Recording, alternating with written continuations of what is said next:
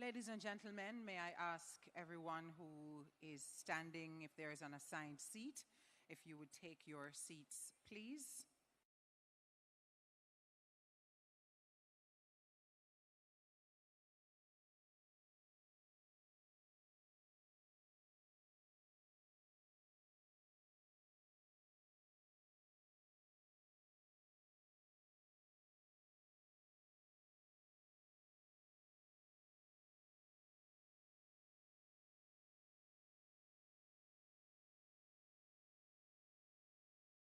He arrives inside of the ceremonial area, then we will begin.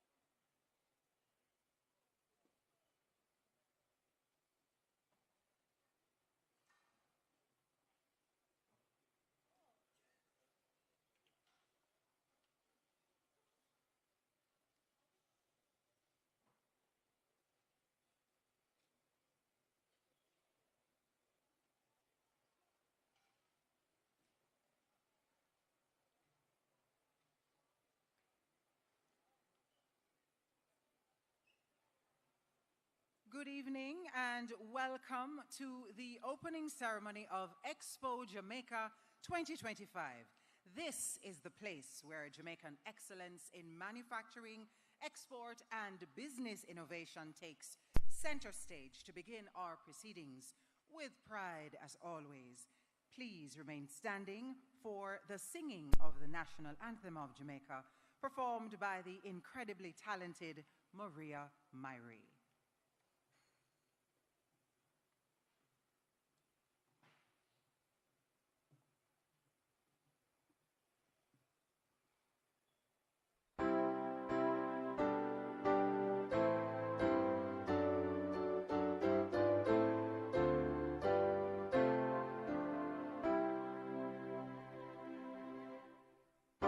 Eternal Father, bless our land. Guide us with thy mighty hand. Keep us free from evil power. Be our light through countless hours. To our leaders, great defender, grant true wisdom from above. Justice, truth, be ours forever. Jamaica land we love. Jamaica, Jamaica, Jamaica land we love. Teach us true respect for all. Steady response to duty's call, and strengthen us the weak to cherish.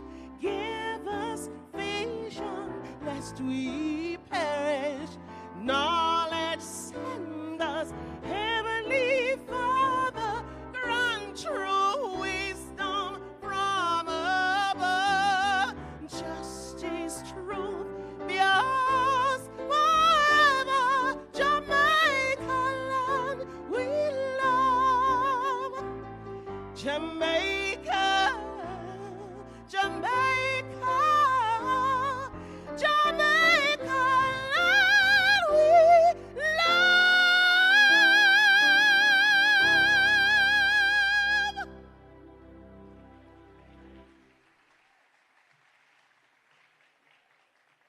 You may be seated. Thank you so very much, Maria, for that beautiful rendition. I don't know about you, but when I am singing, that's how it sounds in my ear. I think I sound like Maria. But thank you so very much. Let me introduce myself. I am Stacey Ann Smith, your host for this evening's program. Really privileged to be sharing this space this afternoon, this evening, for this celebration of Jamaican excellence. And with a voice like that, it is really good to have Maria demonstrating that excellence to begin with. We are beyond thrilled to have you here this evening. And can I ask you to give yourselves a round of applause for your patience? Thank you so very much for being here with us and for sticking and staying for this kickoff of what is going to be an incredible journey over the next few days. This is, after all, the largest trade show in the English-speaking Caribbean, and we are delighted to have with us this evening some very distinguished guests who I have to acknowledge, of course. The Prime Minister of Jamaica, Dr. the Most Honorable Andrew Holness. Good evening to you, sir. Senator the Honorable Aubin Hill, Minister of Industry, Investment and Commerce. Let me also acknowledge the presence of ambassadors and members of the Diplomatic Corps. President of the JMEA, Mr. Sidney Thwaites. Yes, you can clap them. Please, go ahead. Executive Director of the JMEA, Ms. Kamisha Blake, and of course, the President of JAMPRO, Shulette Cox. And extra special, Shulette brought her chairing committee with her. I love that. I love the energy. And an extra special welcome to our sponsors, exhibitors, manufacturers, exporters. Applaud, applaud, service providers. Everyone in this room who helped to make this event possible, and of course, members of the media. Expo Jamaica 2025 is the biggest trade show in the English-speaking Caribbean, propelling local industries globally, driving economic growth, investment, and trade while connecting businesses to key markets. This year's theme, Global Partnership, Local Impact, advancing Jamaica's reach, is more than just words. It's our mission.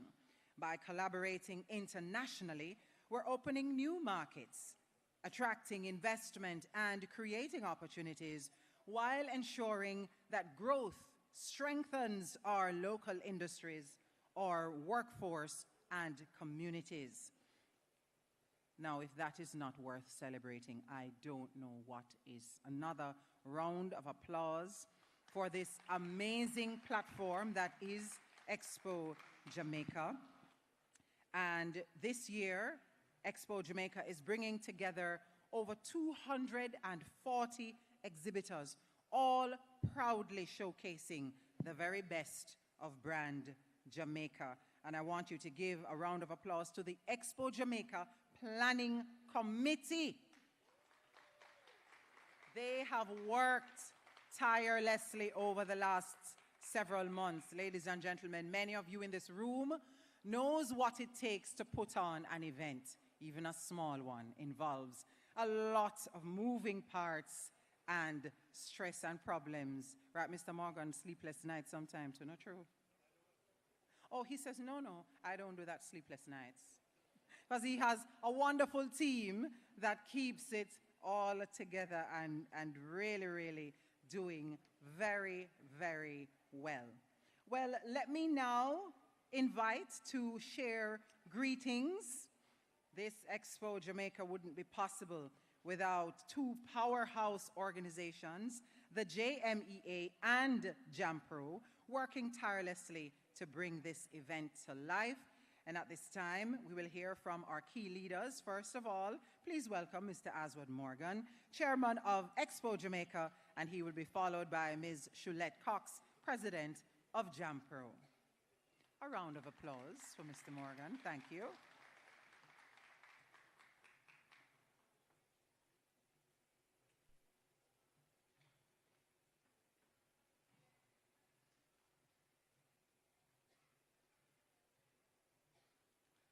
Good afternoon, ladies and gentlemen. So the MC trying to set me up about sleepless nights. I don't know if she knows what business I'm in. She won't get me to say yes. When I woke up this morning to the bright lights, I wasn't very happy. When I saw the lights come on this evening, it was a different story. Thank you, Madam MC. Good evening, ladies and gentlemen. I'm Aswad Morgan, Chairman of the Expo Jamaica 2025 Planning Committee. Honorable Prime Minister of Jamaica, Dr. Andrew Holness, welcome. Minister Aubin Hill, Minister of Industry, Investment and Commerce, all other protocols observed. It is my distinct pleasure to welcome you to the official opening ceremony of Expo Jamaica 2025, the largest and most dynamic trade show in the English-speaking Caribbean. Tonight, we gather at the threshold of a new era of growth and innovation, marking a significant milestone in our journey to elevate Jamaica's manufacturing and export sectors. Since our relaunch in 2004, Expo Jamaica has grown exponentially, reflecting the vision and resilience of our nation. Today, we stand proud with over 240 booth spaces, more than 800 buyers from all around the world registered for this show, and an expected attendance of over 20,000 people at this event this year. Thank you. This is not just a trade show. It's a testament to Jamaica's potential and a beacon for global partnerships.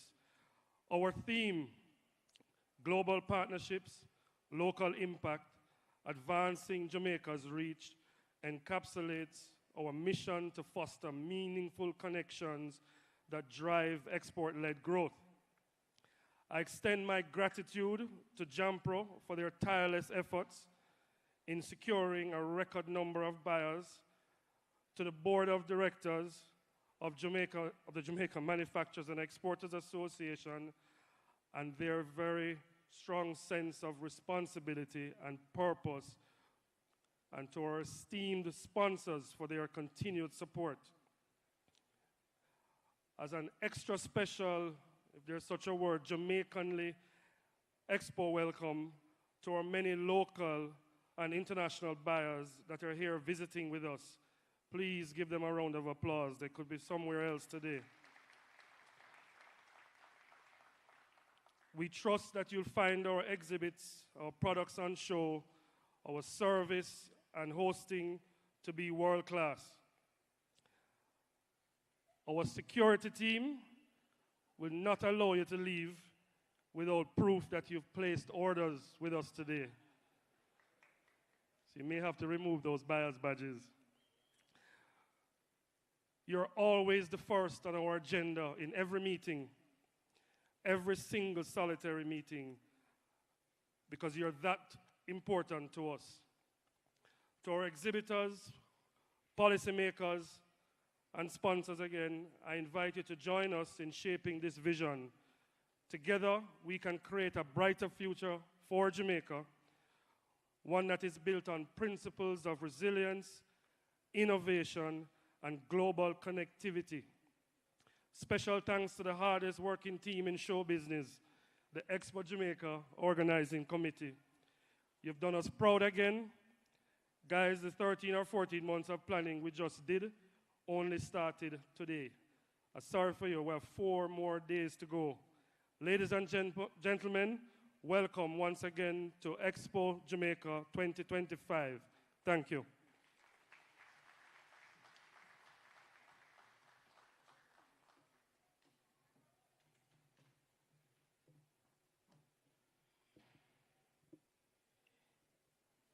Hello, good evening, everybody.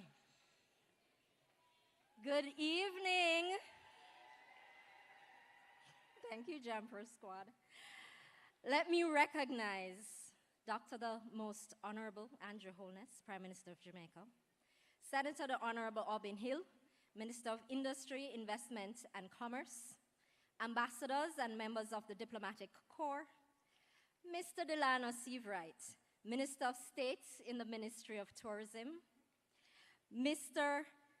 Anthony Hilton, Opposition Spokesperson on Industry, Investment and Global Logistics, Sidney Thwaites, President of the JMEA, Kamisha Blake, Executive Director of the JMEA, and Aswad Morgan, Chair of Expo Jamaica Organizing Committee.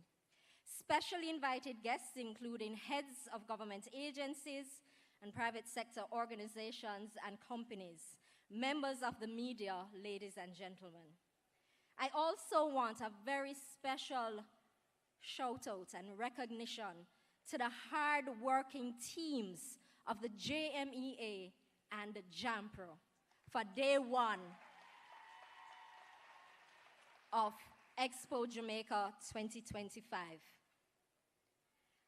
When it comes to Expo Jamaica, as the export promotion agency of this government, JAMPRO had one job: get buyers.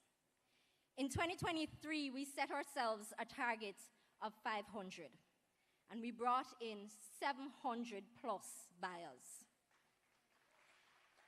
It's a mark of a truly remarkable organization when I didn't even have to tell my team that the target had now moved. And so for 2025, the team set a target for themselves of 700 buyers. I stand here proud today to say that as at 5 o'clock today, we have registered 884 buyers. Of that amount, we have 355 international buyers from 25 countries. And when I heard my team mention countries such as Oman, Macedonia, Peru, I know that we had gotten the job done. Importantly, we also, of that number, had 214 buyers that have never come to Expo Jamaica before. And 92 of that number are international. They took a plane, they fought to get rooms in Kingston, and they're here. And so, with all that said, to the exhibitors here, I will say that this showing presents a tremendous opportunity for you to create new relationships and cement or expand others. I want you to see the showing here and the efforts of both JMEA and JAMPRO as an agency of the government of Jamaica through the Ministry of Industry, Investment and Commerce as an investment in your business. It's not an investment that looks like the one that DBJ can give you, but it is an investment nevertheless. And so starting today and into tomorrow, we encourage you to engage, to connect, and ultimately to export and grow. And from there, as you grow, invest more right back into your companies and in Jamaica. And throughout it all, know without a doubt that JAMPRO is here to support you throughout your journey. To our buyers, I am sure that my minister and the Prime Minister will explain to you why now more than ever, Jamaica is the right place to bring your business. Yesterday, we had a buyer's welcome reception, and we had a couple of takeaways that it's worth all the buyers hearing.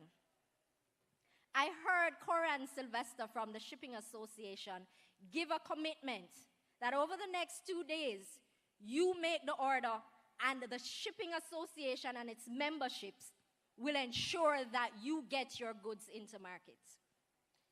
We heard our manufacturers talk about the fact that there is no challenge that they and their buyer, through deepened relationships, cannot overcome. And you saw the resilience of Jamaicans in our prime today. That was just an example, a little showing that we don't give up very easily. And finally, we spoke last night about the commitment of the government of Jamaica to making sure that exporters in Jamaica have the platforms, have the support systems to get their goods and the services into your hands wherever you are. And for me, that is a combination that is ripe for success, your success. And so, that said, I want to welcome you to this huge opportunity for both our exhibitors and our buyers.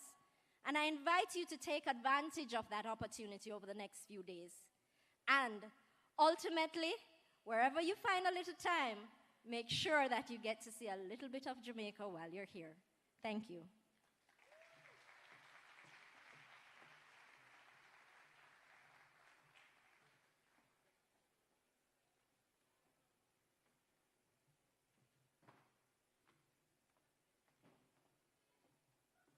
$880, a new record of the number of buyers. Isn't that absolutely amazing? And such great news. Yes, it deserves another round of applause.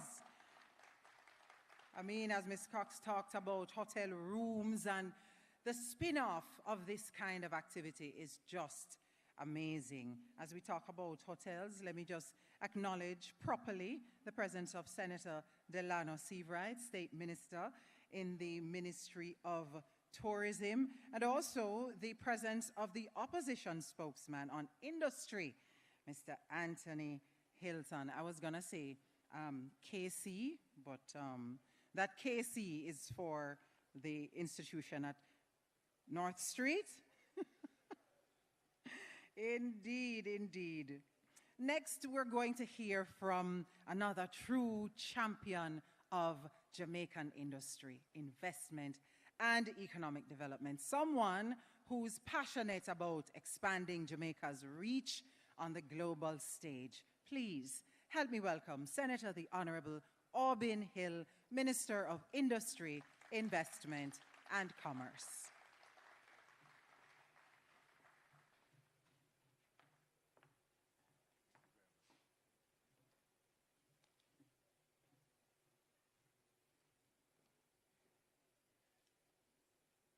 Dr. the Most Honorable Andrew Holness, Prime Minister of Jamaica,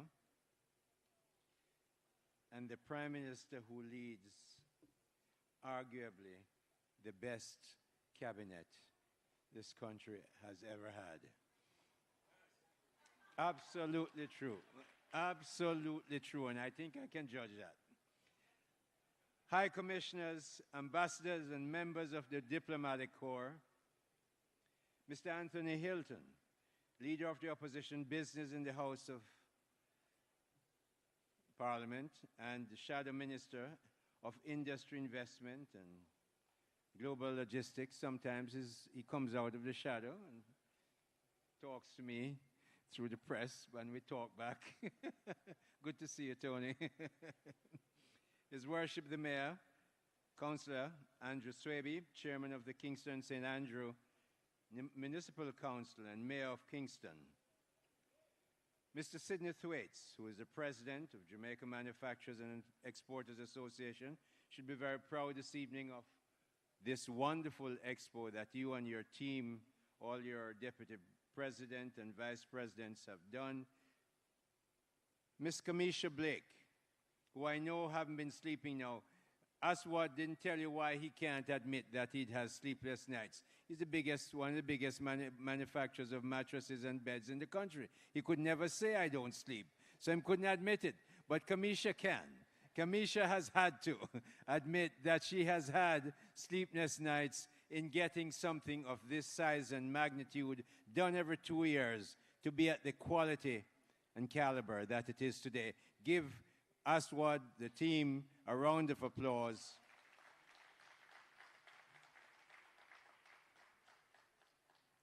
Heads of agencies, starting off with Shulette Cox. Shulette, whose team works so closely with Aswad to make this a reality. Shulette is one of 20, she heads one of 20 agencies in my ministry. Consumer Affairs, the Jamaica Intellectual Property Office, Companies Office of Jamaica, Trade Board, all of them. They're here to make sure business is done better and more easily in Jamaica. So to Shulette and to the JAMPRO team that have worked to put this together, and all my 20 agencies, a round of applause, please, for the Ministry of Industry, Investment, and Commerce. This year, we didn't sponsor, but our agencies are in. When we came out of COVID in 2023, we stepped up. I had to get the Prime Minister's permission, because ministries are not supposed to sponsor these things. We stepped up because pandemic only happens once every 100 years, and sponsored it, and then we exceeded the target. And this year you heard what Shulette said. Esteemed members of organizing committees of the JMEA, local and international buyers, local and international buyers. I met some last night. I met another group today. We are just very, very pleased as Jamaicans to host you in our country for this wonderful event. We're very happy to have you here. Friends of Jamaica, media practitioners, distinguished very distinguished ladies and gentlemen. The MC said 880. Shulette said 884. My speechwriter got the figures at 5 o'clock. So I'm saying 884 buyers from 25 countries, North America, Europe, Latin America. I know Shulette picked out Oman because I lived there for 11 years. Asia and the Caribbean are here today at the JMEA Jamaica Expo 2025. Isn't that simply amazing? 884 buyers in Jamaica to buy Jamaican goods and services. This is a record for a Jamaica Expo, and we're very happy to have that record. They came to buy authentic Jamaican-made products and to explore opportunities for new networking and strategic partnerships and investments. They came because they heard and know that Jamaica has what Jamaica has to offer, and we welcome all our friends to Jamaica.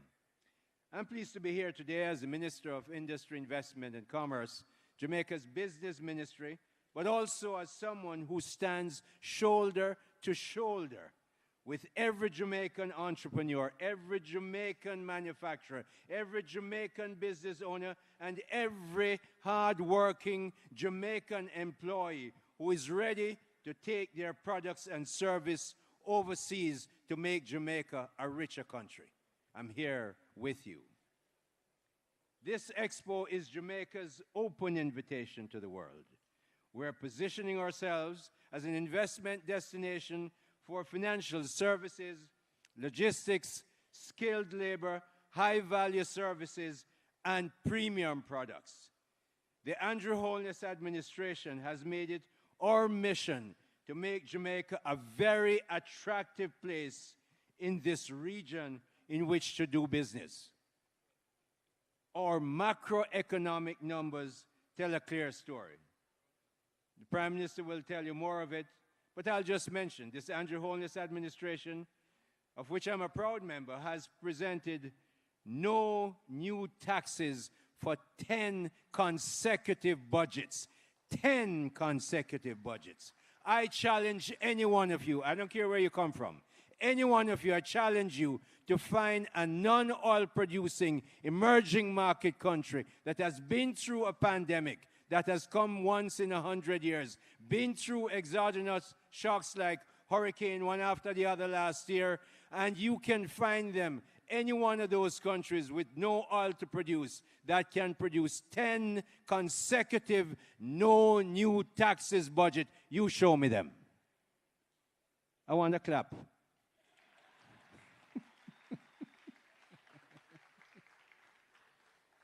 Not because I did it, but because we did it. We Jamaicans did it under the leadership of Dr. the Most Honorable Andrew Holness. Yes, we took our debt to GDP from 147, 10, 12 years ago, down to 68.7 and going down to 66. All through that time, when we didn't raise any taxes, we didn't go in to borrow additional money and couldn't pay it back. We, in fact, because we cut taxes 3 or 4 times, the government revenues rose. And we were able to spend 100 billion Jamaican dollars we didn't plan to spend in the pandemic. Come through all that, no new taxes. Spent $275 million to put that perimeter road around Montego Bay. From our own money, no new taxes. And our debt to GDP keeps going down because we're paying off that debt. This is an outstanding achievement, and the country in the Caribbean where everybody must come. I just came from Chile. We talked to some of the biggest investors in Chile. They are looking to come to Jamaica in May. Today I spoke to another set of investors from the Caribbean, one of the biggest conglomerate in the Caribbean. They say, we wish our country could be managed like Jamaica. And right across the world, Jamaica stands out no longer as a basket case as we were 10 years or 12 years ago, but today as the poster child as to how you run an economy and take it from abject poverty and debt to a place where our debt to GDP is at the level it is and our net international reserve is as strong as it is.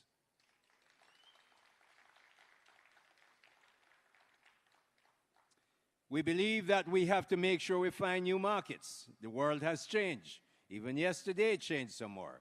But you know, in the past 18 months or so, I've taken business people, Tony, my friend, business people to 10 different countries, 14 different cities. Only 3 were traditional, United States, Canada, and the UK. We took the last trip I made with business people, and they paid their fares. I took 73 to Guyana in one time, another 61 another time, and they paid their fares, only 5 or 6 government people. So when you got the numbers for the expenses, so how low it was, Tony, you couldn't even say anything, not true? So now that we're in a place where trading and tariffs are different, we have been preparing the road for our own people. Now our business people know where to go, and we're going to make sure they go to new markets because the world is changing and Jamaica is ready. We're very happy to see that this Andrew Holness administration is making and doing business in Jamaica easier and more efficient and more effective than ever before. Through Digital Jamaica, we're embedding technology into the DNA of our economy. Every single day the Prime Minister gets up and says, we have to digitize. We have to make sure we do that digital transformation. And now he's brought back our ambassador from Washington, that very good businesswoman who made a business and sold it for a big thing and go to Washington, did an outstanding job to represent Jamaica in the United States. Ambassador Audrey Marks is back to make sure she handles that digitization and fixing Jamaica's economy to be a lot more efficient than it has ever been. Your business success will drive Jamaica's success. We believe in that, and that's why we work so hard with you. The buyers are here. The demand is real. They, like the business people I take with me overseas, they pay their own tickets and hotel fares. They're here. We Jamaicans must rise to the occasion. Don't worry, ever take them for granted, just like we don't take our tourists for granted. Thank you, Delan and Minister Bartlett, for the tremendous work that you guys do to keep our economy afloat. We don't take our tourists for granted. We won't take our buyers for granted. We are happy that they're here, and we're going to make sure they have a great time. And we won't lock them up, Aswad, but they must buy. We must manufacture more and manufacture better. If we want Jamaica to be a rich country where everyone succeeds, we must boost our productivity. Do more with what you have. That's the basic, non-formal economic definition of increased productivity. Where everyone succeeds, we must boost our productivity, increase our profits, and begin profits. Companies can't survive and expand and employ more people and pay them better unless they make profits. So this minister, out of the government of Andrew Holness administration, is big on profits. Grow our service sector. We must grow our service sector and export more. Today we're focusing on export of products and some services. In time, our services sector will grow a lot more. New legal ecosystem around Jamaica's International Financial Services Authority. Ricky Davis is here, who heads that. We're doing segregated accounts and partnerships, general and limited partnerships, so the financial services can come here. I tell you something. Forbes just published the 10 richest countries by GDP per capita. Top of the line is Luxembourg. Luxembourg doesn't have the landmass of China, Russia, or the United States, and certainly not the population of China. Small country in Europe. We're focusing, Luxembourg was number one with 154,000 US dollars per capita. That means everybody in Luxembourg is worth $154,000. Number two was Singapore. Number three, if it was an independent country, would be Bermuda. They are 125,000 US dollars per capita GDP. British Virgin Islands, Turks and Caicos, you know what? Luxembourg, Bermuda, Turks and Caicos, BVI have, they sell services. Expensive financial services, which is why, working with the Cabinet and the Prime Minister and Parliament, we have moved the Jamaica International Financial Services Authority, get them the legal ecosystem. We have one piece of legislation left, Ricky, we're almost there, to make sure it is where all those people, most of those people who work in Bermuda and Turks and Caicos and BVI, many of them are Jamaicans, we want them back home. Build our service sector, expensive service sector, so that Bruce Boyne, who is now Jamaican-Canadian, there's the other way around, Canadian-Jamaican, yes, Canadian first, is now, can see and tell his friends in Canada, come to Jamaica and do your financial services here. That's where we're looking to grow.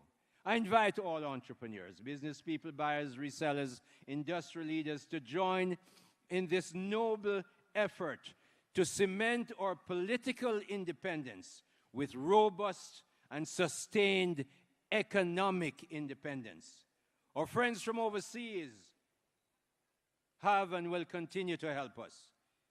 But it is we Jamaicans who must secure our own economic independence. That is my idea of sustained development. Distinguished ladies and gentlemen, welcome to Expo Jamaica 2025 in Jamaica. And we're happy to have you help us build that robust economic independence that will cement our political independence. And thank you.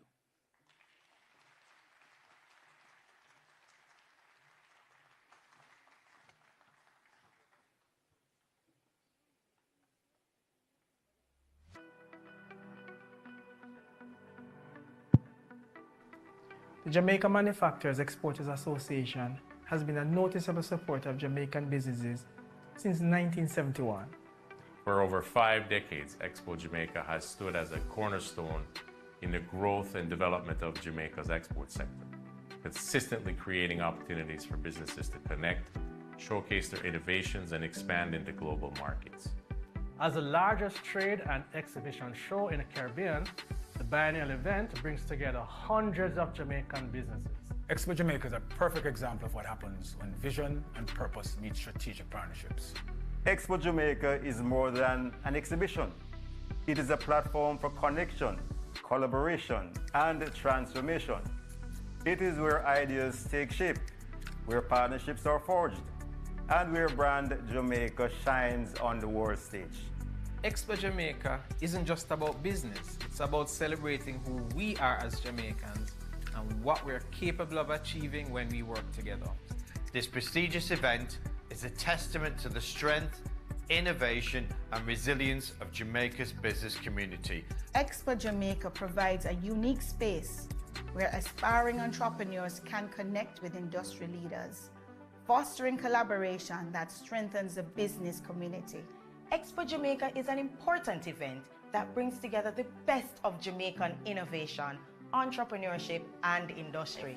The ultimate stage for showcasing the very best of Jamaican-made goods and service. Expo 2025 is a reminder that every innovation, every export, and every collaboration has the power to shape a better future for our people. Let us come together to make the JMEA Expo 2025 an unforgettable celebration of collaboration, innovation, and excellence that sets new standards for years to come. We wish you rewarding and successful Expo Jamaica 2025.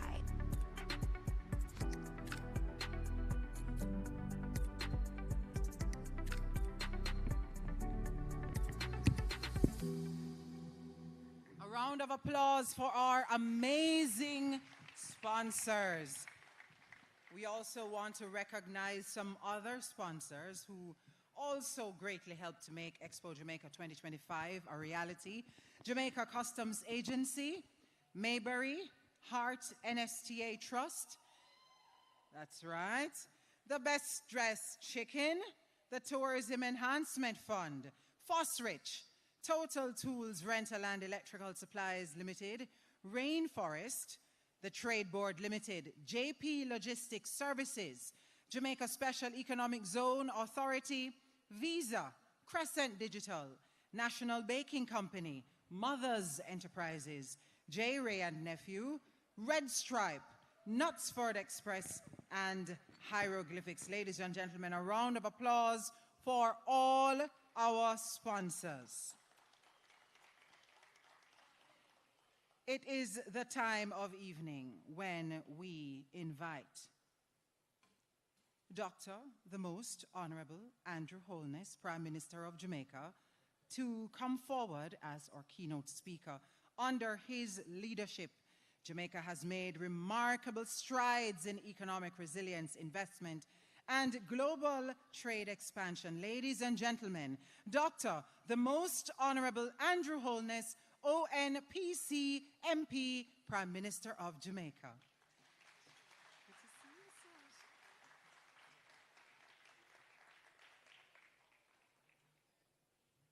Senator Hill, let me thank you for the maintenance of the protocol order. I am aware that you have been waiting for some time.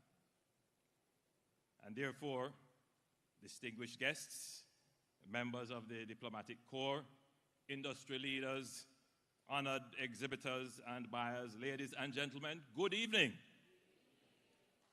I didn't hear you. Good evening. Still didn't hear you, but it gives me great pleasure and pride to open Expo 2025.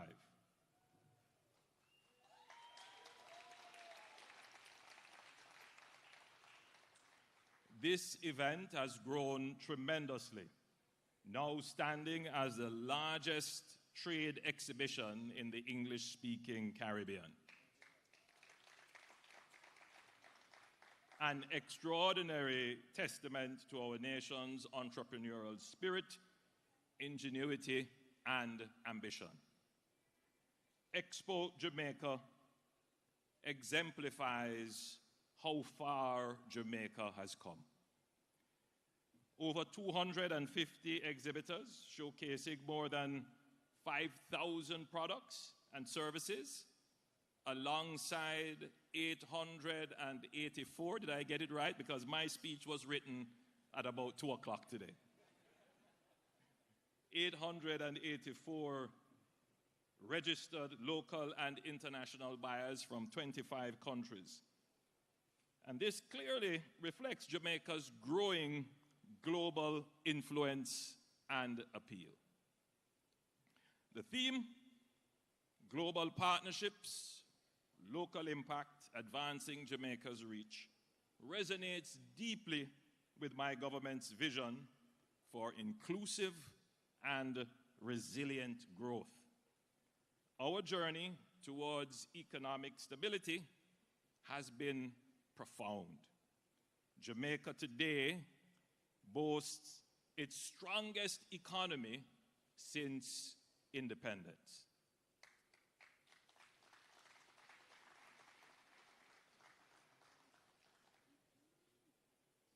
Today I had a courtesy call from a group, a church group. The demographics was representative of Jamaica. And we had a general discussion about how the Jamaican economy has progressed through the 60s, 70s, 80s, 90s.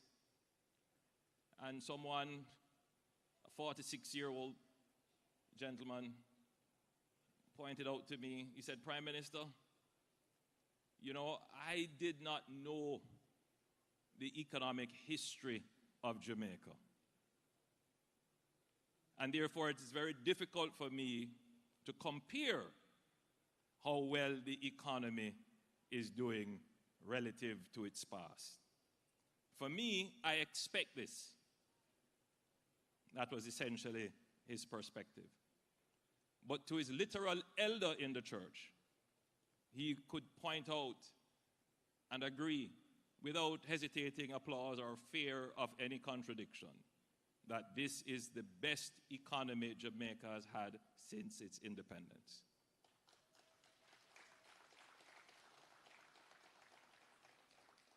And it is important that we tell the story of Jamaica's economic success over and over and over again, because there are generations of Jamaicans who don't know it and who could take it for granted. And therefore, all the ministers have been directed that they must speak to achievements. As I survey the audience, there are many who probably don't appreciate the achievement, dismiss it. There are those who say the achievements don't reconcile with my own lived experience. But the lived experience doesn't change immediately.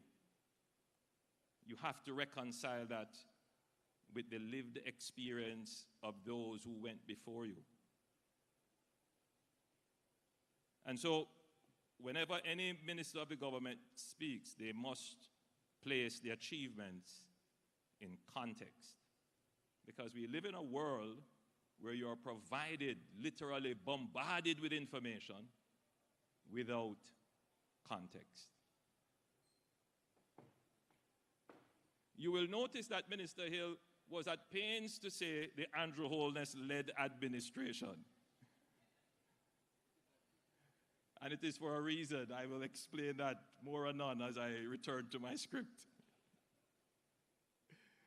But whether you measure Jamaica's economic performance and stability by the unemployment rate, the inflation rate, the debt to GDP ratio, or net international reserves, by every critical metric, our economy undeniably demonstrates economic stability and resilience. And I want you to cement those two words in your consciousness: stability and resilience. There is a third word that we need to cement in our consciousness as we gather here to celebrate manufacturing and production in Jamaica. And that third word is growth. Growth. Our mission is clear. And I suspect it would also be the mission of my very good friend Tony, my political neighbor in terms of constituency.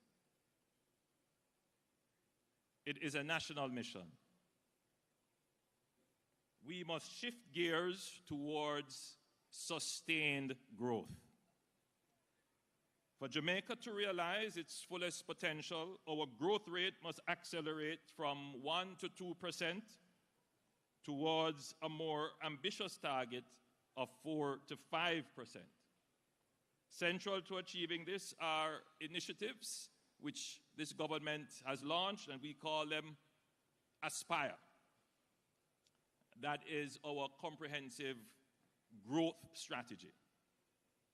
Access and inclusivity form the bedrock of Aspire. Economic growth, for it to be meaningful, must include every Jamaican. So I want to assure those who are in the audience and those who may be listening that whatever this government does as it relates to achieving growth, it will not be growth for some or a trickle down of the benefits of growth. This government will be instrumental, deliberate, ensuring that the economy grows, that sectors and industries grow, but more importantly, that your household, of which you are the finance minister, the education minister, the transportation minister, your household, that your household also grows. That is a commitment that the government gives as we pursue growth, inclusivity, and equity. So, a sign of inclusive growth, of an economy that is on this track of inclusivity, is that the economy generates employment. And we can all be proud as Jamaicans that we have an economy where the unemployment rate is at 3.5%, the lowest in the history of Jamaica, the lowest. Now, Tony, I know the retort is going to be, well, most of it is low-paying jobs. One is infinitely greater than zero.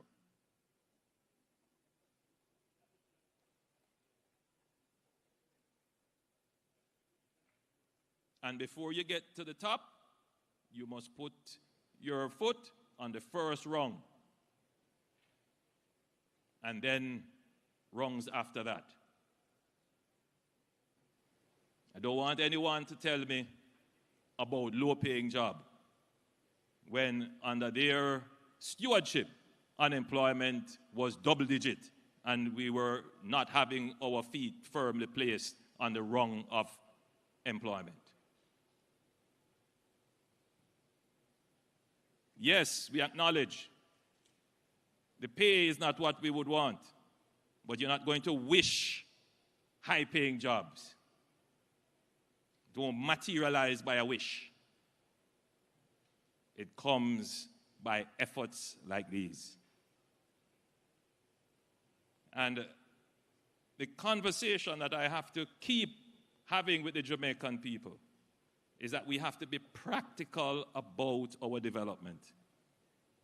We have to be realistic. And the old notions, many of which are false and proven to be so, cannot help us. So yes, all of us want better pay and better salaries, but nobody wants to discuss productivity. There's just this disconnection between better pay and better salary and better jobs and the notion of producing more. Let me be clear. Better pay and better salary without productivity equals inflation. So for the demographic that is below 40, 30s, and 20s, who have grown accustomed to stability, mild movement in prices, stable dollar, stable interest rate, who may take for granted stability, I wish to remind you that you cannot get to growth without stability.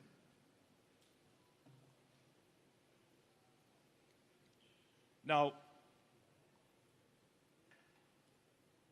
a robust economy requires safety and security.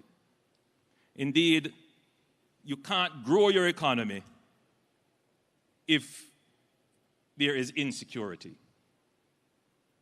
And that has been a challenge for Jamaica for the last 4 decades, if not more. But certainly within the last 3 decades, crime and violence, insecurity has been a challenge to our economy. We could be growing at 5% or more were it not for the impact of the security issues that we face. We have achieved today a remarkable reduction in crime as indexed by the murder rate. We are 35% fewer murders today than today last year.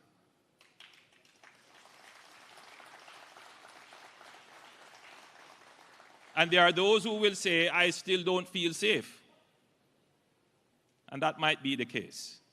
There is always a lag when it comes to these matters of security. The lap-up surveys are always a paradox. When you ask people, have you ever been a victim of crime? Have you seen crime in your community? The percentage is usually a very high no. But then when you ask, what's your greatest concern? Crime. And that's because fear imagined is as real as fear experienced. And so if every day you're fed a diet of fear, whether or not you experience it or imagining it, it is going to have that impact on your outlook and your perception. And so as the administration, we cannot give in to the proclivity and tendency to accentuate the negatives only. The administration must, ad nausea, to boring you at times, present the facts and the reality. Because I read quite curiously in today's paper an article which said politicians should take no credit for the reduction in murders.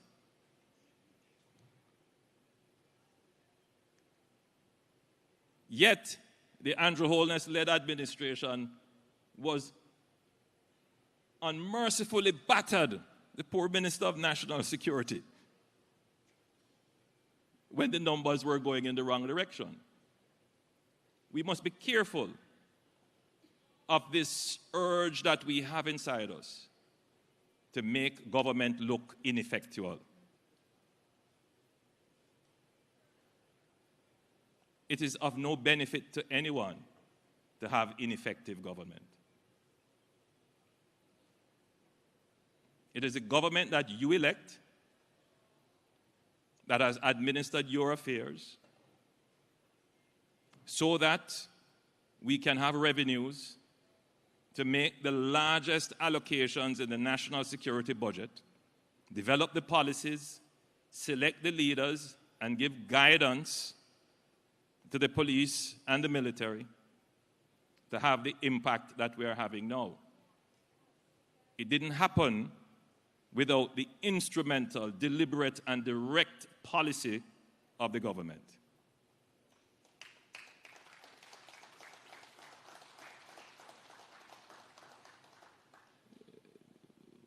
I know I'm saying things that are jarring, even confronting, but I must, because the risk of leaving it to your own devices could be dangerous. Yes, so the Andrew Holness-led administration is presiding over a 35% reduction year on year. We presided over a 19% reduction last year and a 7% reduction the year before. And we intend to drive this down to below the regional average of 16 per 100,000 based on the murder rate. Now, can you imagine a Jamaica where that is now our new reality? My job is to see things as they are, to be very practical. But it doesn't stop me from being aspirational. aspire. I dream, but only when I'm sleeping. Otherwise, I'm visioning with my eyes open. And my vision for Jamaica is that you will be able to sleep with your windows and doors open. And I don't take it back.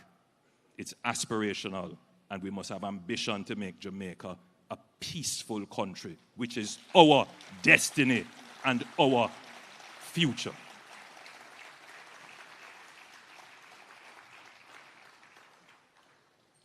We are significantly strengthening our infrastructure. Historic investments in roads, highways, water systems, wastewater management, all of these are already having an impact on productivity. Minister Hill may have mentioned a few. There are some that you may not know of. Listen to this one. In the year I was born, the Prime Minister that I was named in honor of, Michael Manley. So my name should have been Michael Andrew. And they do sometimes make that error when they are introducing me. Yeah, but my mother insisted on Andrew, so I'm Andrew Michael. Then Prime Minister Michael Manley recognized the importance of the Pedro Plains in St. Elizabeth, an important farming area, but one that lacks sustainable, accessible, and reliable irrigation. So almost 50 years ago, a commitment was made to irrigate the Pedro Plains. Why didn't it happen? Many dalliances, excursions, missteps did not give us the economy to be able to deliver on many of these. So for my 40-year-olds and younger, another context that you should appreciate. Well, our ambitious $30 billion Pedro Plains irrigation scheme is underway and will provide critical water resources for over 5,000 farmers, ensuring agricultural stability and food security, reducing price volatility and oversupply cycles caused by drought and storm recovery patterns. This is an investment in infrastructure that is going to have a profound impact on our agribusiness and agro-processing sector in Jamaica. That's how we get to growth. But between now and the 3 or 4 years that it will take to actually dig the wells, make the pipe connections, survey lands, and all the other things that go into it, there is a gap. But I want you to know that the investment has begun. The fulfillment of a promise that could not have been fulfilled, a mere wish 50 years ago, we are now able to bring it to fruition. Do not take for granted economic stability and good economic management.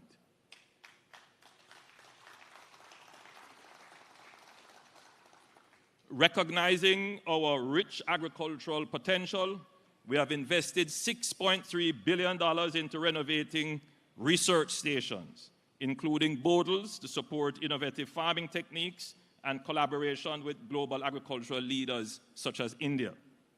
Further initiatives like the Essex Valley Agricultural Development Project, which is already underway, and the Southern Plains Agricultural Development Project, already underway, have already benefited thousands of farmers, significantly boosting our agricultural productivity. To further unlock productivity, our government recognizes that reducing bureaucracy is no longer optional, it is imperative.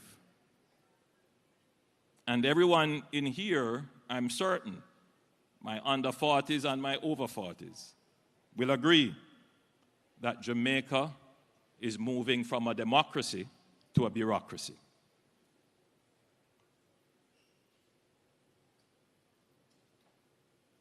It is a reality. We are moving from a democracy where people who are elected make decisions to a bureaucracy where unelected people, without exercise of discretion, without being committed to growth, make decisions for everyone.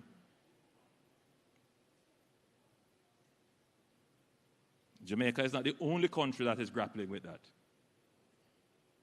Other countries are. So, not to be confused with Doge.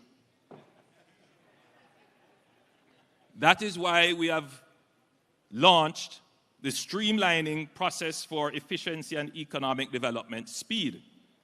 And this initiative will be led by Senator Marks.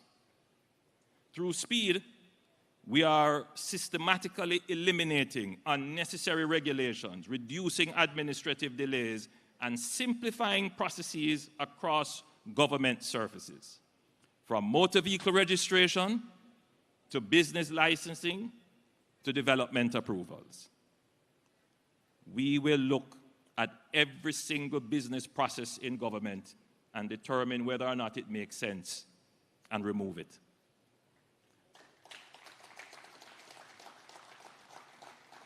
I want you to appreciate this. The national budget is always taken up by various line items to effect steps and systems and processes that are not necessarily delivering results. And so there are those who will say, but why are you blaming technocrats and bureaucrats and so forth? You are the government, you set the rules. I accept that. And that is why we're going to change the rules. To make them make sense.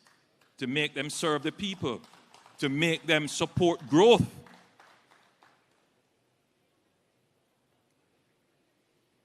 So, a part of the SPEED initiative is the integration of technology. We must not fear technology.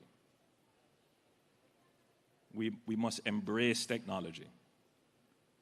The technological revolutions that have happened in the past 200 years would have left Jamaica behind. We must not be left behind in the current technological revolution. I say to my manufacturers and all the people involved in production, embrace artificial intelligence. It is the greatest multiplier of productivity that we are going to see in this century. Make sure that you are on the cutting edge of embracing artificial intelligence. So we are accelerating the digitalization and transformation of Jamaica through our national broadband network.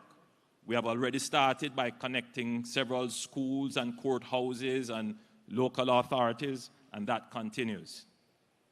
Now, for those of you who are in business and about to make investments in new plants and construction, we have,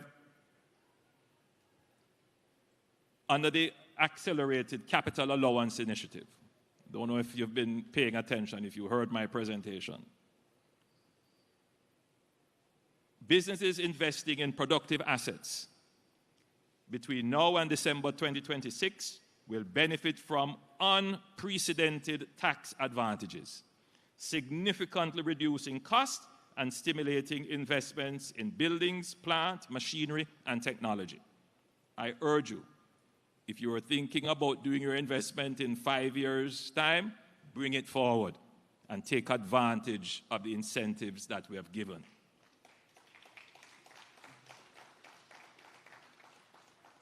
We are also raising the annual turnover threshold for MSMEs to register for GCT from 10 million to 15 million. That should take a lot of pressure off a lot of businesses.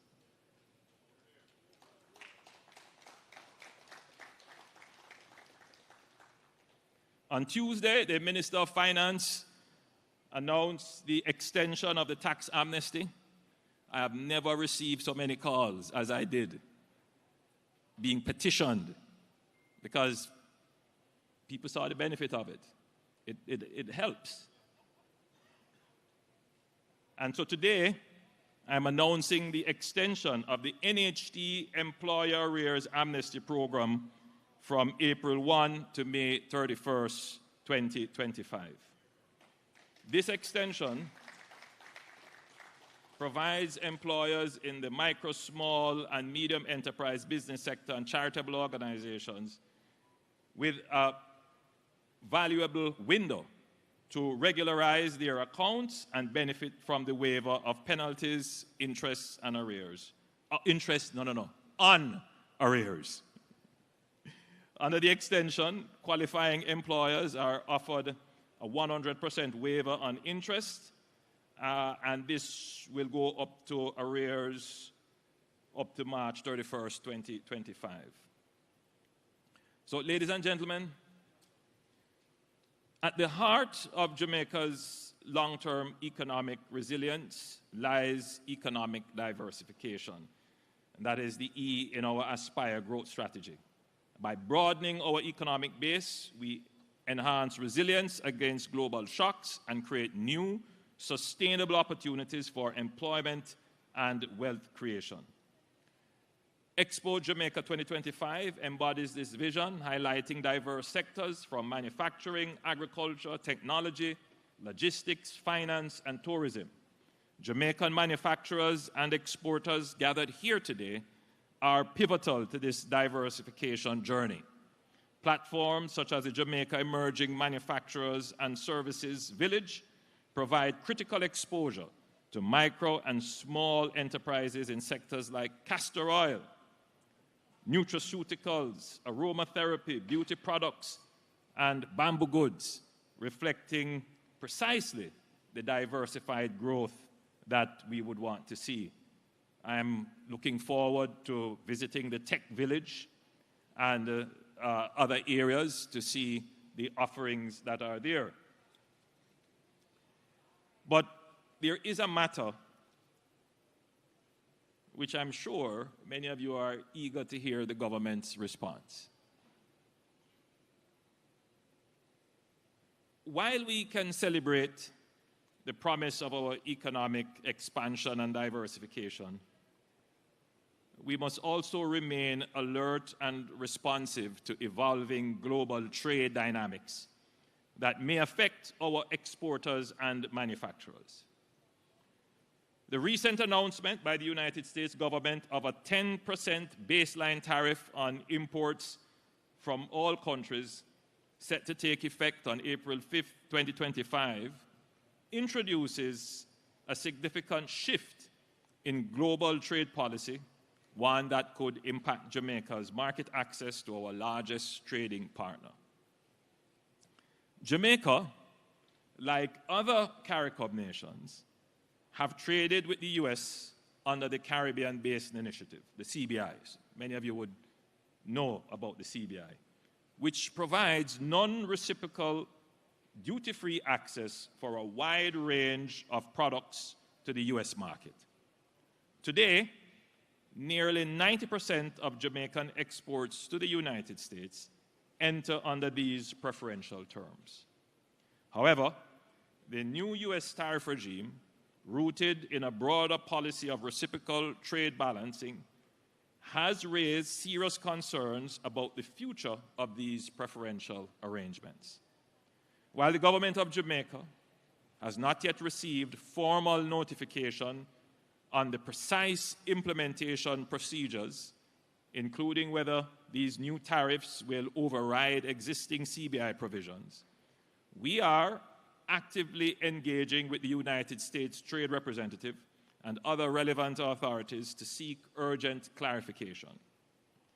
We are also conducting a detailed technical assessment in collaboration with relevant ministries and agencies to fully understand the scope of these tariffs and their implications for Jamaica's trade and industrial policy.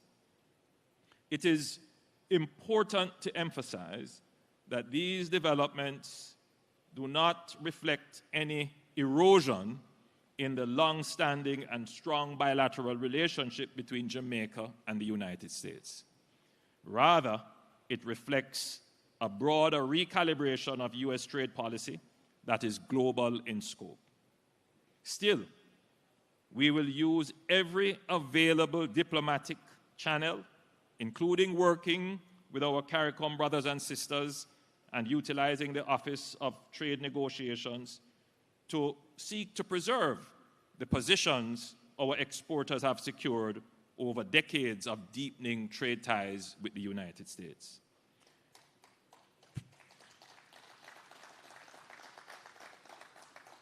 Preliminary analysis indicates that some of our top exports may fall under exempted product categories, and we are working to confirm and, where possible, to expand these exemptions.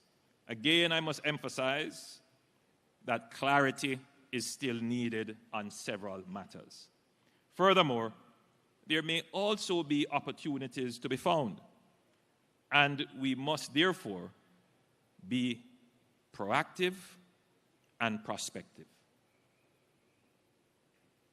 So to our manufacturers and exporters,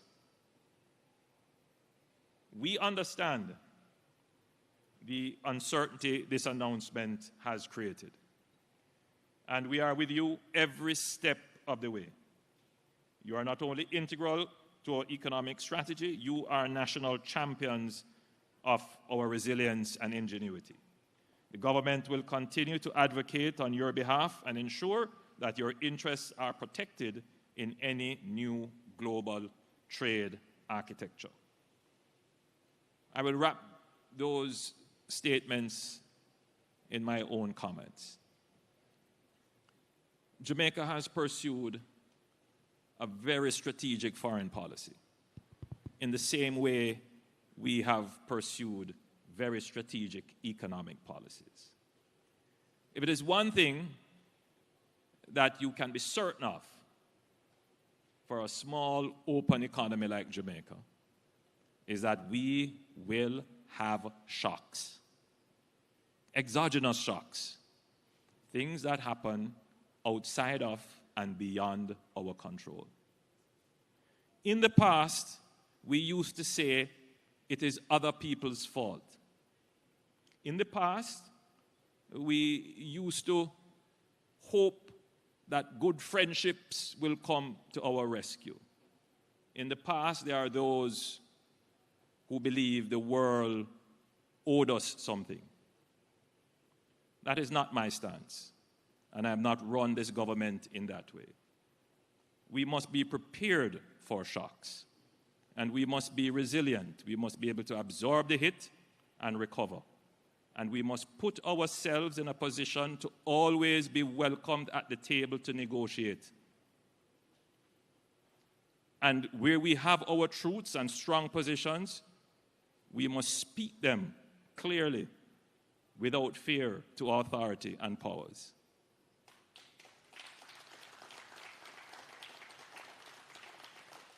And we do it without bombast, hysterics, and hyperbole.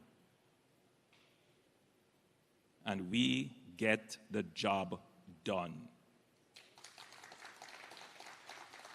As we have for the last 9 years at the helm of this country. Carrying Jamaica through the worst pandemic, the worst global shocks as a result of the pandemic, through a hurricane followed by a tropical storm, all kinds of shocks. And what used to take us 30 years and 17 years to recover, we recover momentarily. So for those who take this for granted and would wish to diminish it and believe that there is something else, let me urge you to think carefully. This is a new world, an uncertain world, but Jamaica stands on its 2 feet, erect and proud. we will secure our economic independence.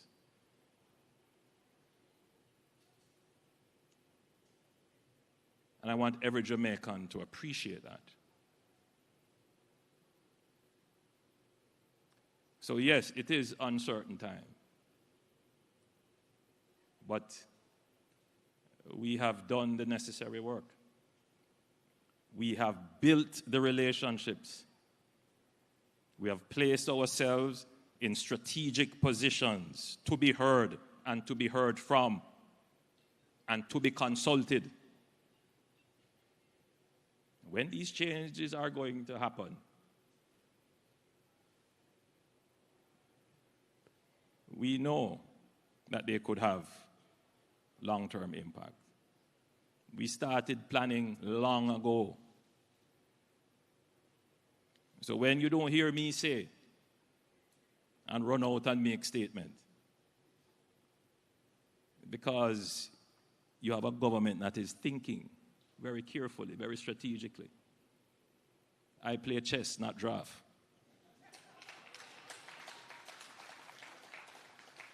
So to our manufacturers, before I say that,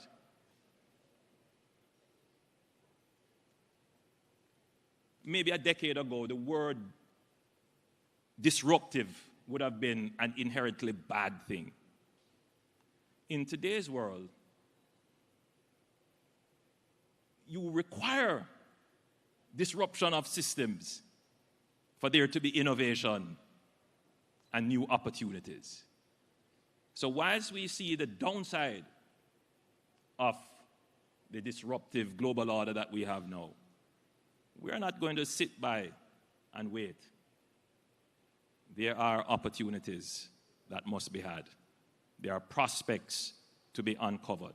And so I urge my manufacturers, my business people, before you start to look at the negative, also look for the opportunities. Don't just sit down and say, complain about all the things that's going on and all the things that's going bad, expecting that government is going to solve all the problems for you. Be the entrepreneur. Be the one who is the risk taker. Be the one who is looking for the opportunity. So I say to my manufacturers, my exporters, yes, there may be some dislocation. Government will work with you to mitigate, but look for the opportunities. So to our manufacturers and exporters gathered here tonight, your effort represents the heart of our economic progress. Your resilience, innovation, and entrepreneurial courage have carried brand Jamaica to every corner of the globe. As Prime Minister, I commit to ensuring our policies and initiatives remain aligned with your ambitions, creating an enabling environment that fosters investment, innovation, and global competitiveness. Together, we will strengthen our local economy and solidify Jamaica's position on the international stage. Expo Jamaica is a vivid showcase of Jamaica's boundless potential. So as we advance global partnerships and create impactful local results, let us reaffirm our collective determination to build a prosperous, productive Jamaica that leaves no one behind. Congratulations to everyone involved in this extraordinary event. Thank you for your continued belief in our shared Jamaican dream. Ladies and gentlemen, it is my privilege and pleasure to officially declare Expo Jamaica 2025 open. Thank you.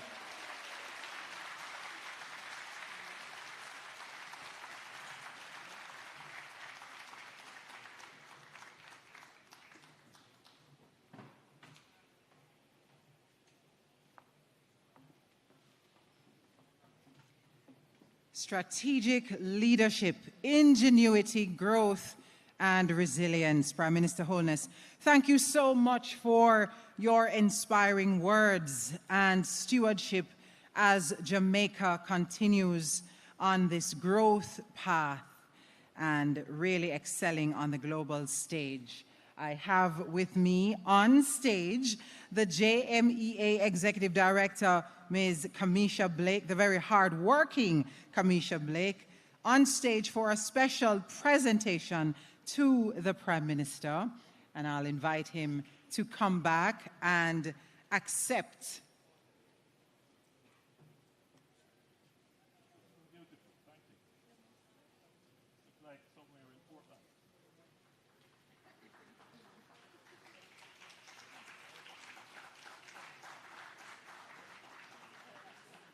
I like how the PM picked that up really fast. It's somewhere in Portland, you know? He knows his island home, you know? Really beautiful. All right. I have a quick housekeeping announcement.